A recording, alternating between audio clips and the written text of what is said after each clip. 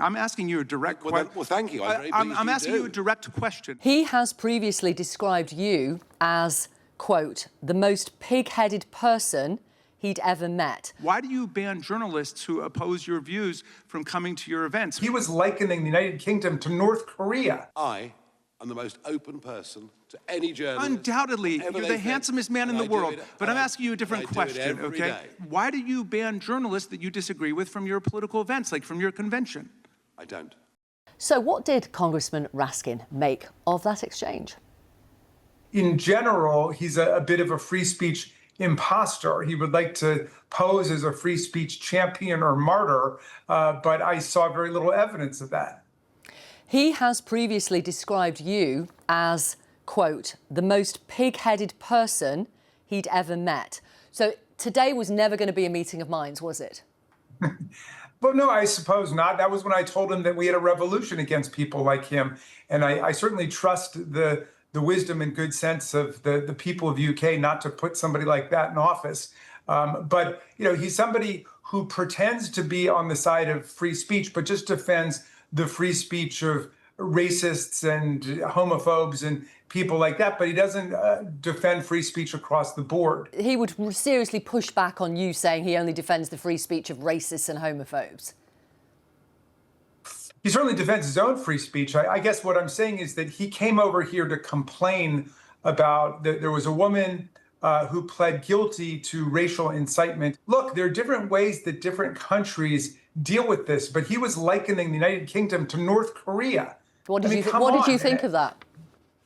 I thought that was absurd. I mean, you know, and there are actually objective measures of the state of speech freedom and press freedom all around the world. And I was reading them during the hearing, and the UK is very close to the top. It's above the United States now under Donald Trump. The case of Graham Linehan, who's a creator of a comedy series here, he was arrested in the UK for 3 anti-trans tweets. 5 armed police officers met him at Heathrow, having returned from Arizona.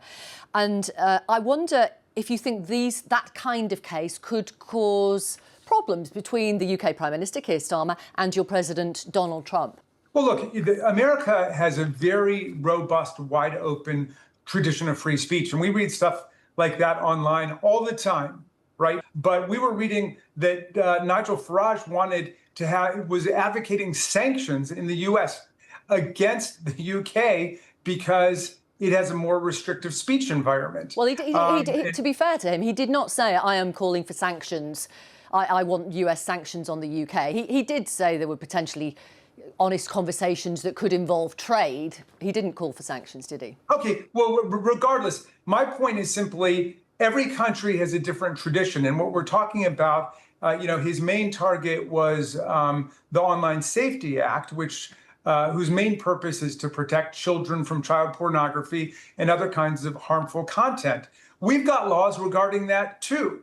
And so it just struck me as a very bizarre presentation to come here and to advocate for the United States to criticize the UK or sanction the UK or do something against the UK when it's one of the freest societies on earth. There are genuine concerns in the UK about free speech. Only this morning, a government minister said we need to look at laws concerning online speech.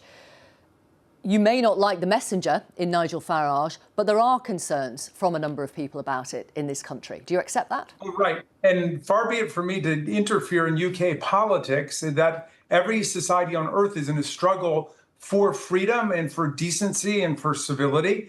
And we should be doing whatever we can to help. I just thought it was very strange, out of all the countries in the world, that we single out the United Kingdom, our democratic ally there, and start attacking them. Congressman Raskin, thank you very much for talking to our audience. Thank you. You bet.